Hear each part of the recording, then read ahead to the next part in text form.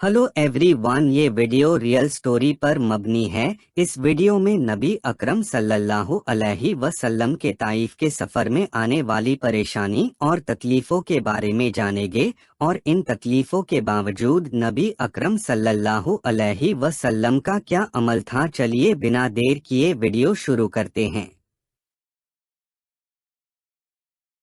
नुबुव्वत मिल जाने के बाद 9 साल तक नबी अकरम सल्लल्लाहु अलैहि वसल्लम मक्का मुकर्रमा में तबलीग फरमाते रहे और कौम की हिदायत और इस्लाह की कोशिश फरमाते रहे।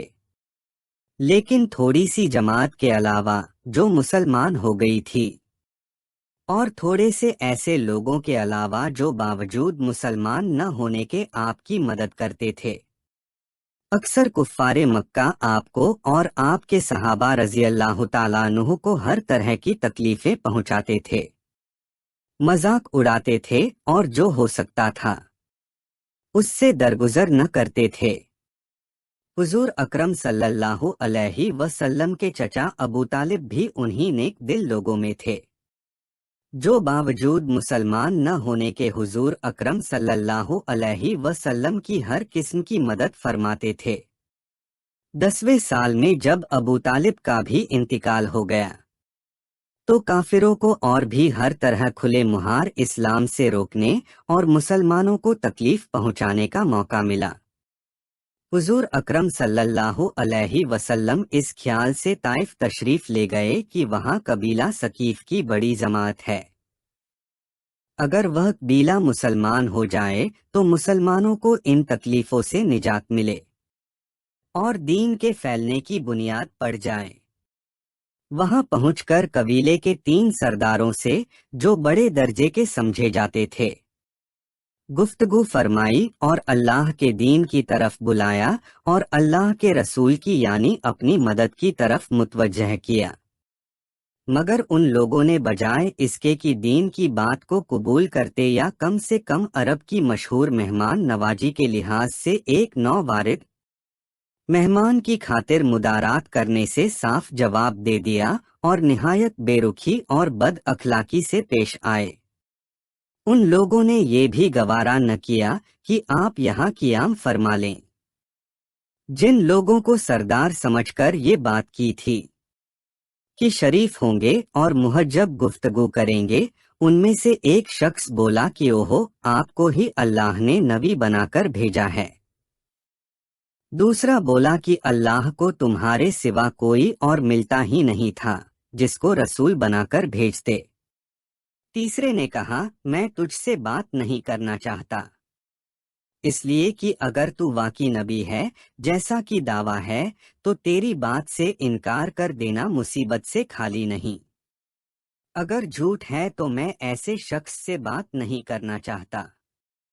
इसके बाद उन लोगों से ना उम्मीद होकर हुजूर अकरम सल्लल्लाहु अलैहि वसल्लम ने और लोगों से बात करने का इरादा फरमाया कि आप तो हिम्मत और इस्तिकलाल के पहाड़ थे। मगर किसी ने भी कबूल न किया, बल्कि बजाय कबूल करने के हुजूर अकरम सल्लल्लाहु अलैहि वसल्लम से कहा कि हमारे शहर से फौरन निकल जाओ और जहां तुम्हारी चाहत की जगह हो वहां चले जाओ। हुजूर अकरम सल्लल्लाहु अलैहि वसल्लम जब उनसे बिल्कुल मायूस होकर वापस होने लगे तो उन लोगों ने शहर के लड़कों को पीछे लगा दिया कि आपका मजाक उड़ाएं, तालियां पीटें, पत्थर मारें, हत्ता कि आपके दोनों जूते खून के जारी होने से रंगीन हो गए। हुजूर अकरम सल्लल्लाहु अलैहि वसल्लम इसी हालत में वापस हुए। जब रास्ते में एक जगह इन शरीरों से इत्मीनान हुआ तो हुजूर अकरम सल्लल्लाहु अलैहि वसल्लम ने यह दुआ मांगी, अल्लाह तुझी से शिकायत करता हूँ, मैं अपनी कमजोरी और बेकसी की और लोगों में जिल्लत व रुसवाई की। ऐ अरहमर राहमी, तू ही जो वफा का रब है और तू ही मेरा परवरदिगार है। तू मुझे किसके हवाले करता है?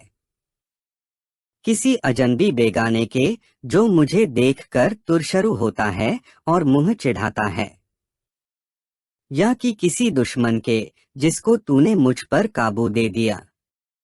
ऐ अल्लाह, اگر تو مجھ سے ناراض نہیں ہے تو مجھے کسی کی بھی پرواہ نہیں ہے، تیری حفاظت مجھے کافی ہے۔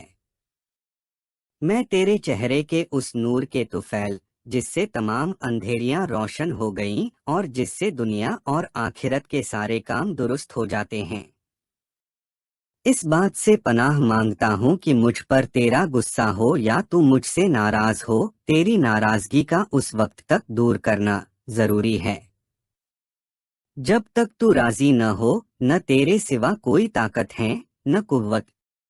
مالک الملک کی شان کلہاری کو اس پر جوش آنا ہی تھا کہ حضرت جبریل علیہ السلام نے آ کر سلام کیا اور عرض کیا کہ اللہ تعالیٰ نے آپ کی قوم کی وہ گفتگو جو آپ سے ہوئی سنی اور ان کے جوابات سنے، اور ایک فرشتے کو جس کے متعلق پہاڑوں کی خدمت ہے آپ کے پاس بھیجا ہے کہ آپ جو چاہیں اس کو حکم دیں۔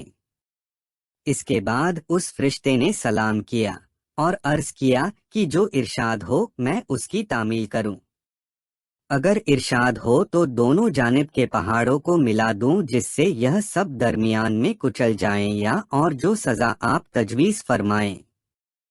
حضور اکرم صلی اللہ علیہ وسلم کی رحیم و کریم ذات نے جواب دیا کہ میں اللہ سے اس کی امید رکھتا ہوں کہ اگر یہ مسلمان نہیں ہوئے تو ان کی اولادوں میں سے ایسے لوگ پیدا ہوں جو اللہ کی پرستش کریں اور اس کی عبادت کریں۔ یہ ہے اخلاق اس کریم ذات کے جس کے ہم لوگ نام لیوا ہیں کہ ہم ذرا سی تکلیف سے کسی کو معمولی گالی دے دینے سے ایسے بھڑک جاتے ہیں کہ پھر عمر بھر اس کا بدلہ نہیں اترتا۔ ظلم پر ظلم کرتے رہتے ہیں اور دعویٰ کرتے ہیں اپنے محمدی ہونے کا، نبی کے پیرو بننے کا۔ نبی کریم صلی اللہ